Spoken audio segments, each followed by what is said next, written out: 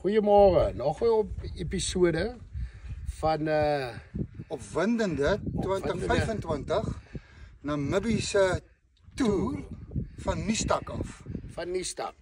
Ongelukkig ons ou vriend kon dit nie maak nie. Kabaki, want hy het sy vroutjie het 'n operasie ondergaan. En hy het 'n werksfunksie aangehad. En Maar ons verskoon hulle hierdie een keer. Ja, definitief. Ja, Nee, maar dit sal die laaste wees. En maar ons mis hulle geweldig.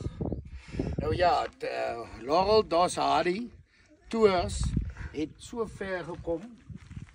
Kom staan 'n bietjie nader. Ons wil net sê die rede hoekom ons nou eers by julle uitkom is as gevolg van synprobleme. Ja, ons het nie lekker sein gehad nie. Maar dit is geweldig mooi hier in Namibië. So, soos julle weet, ons het weggespring so 3 weke gelede. Dis weg. Uit die Kaap uit.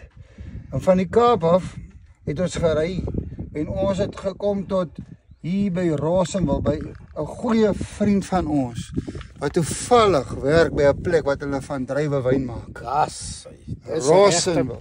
regte vriend om te hê. Dit Twice of Keller. En daar het hy nou vir ons bedek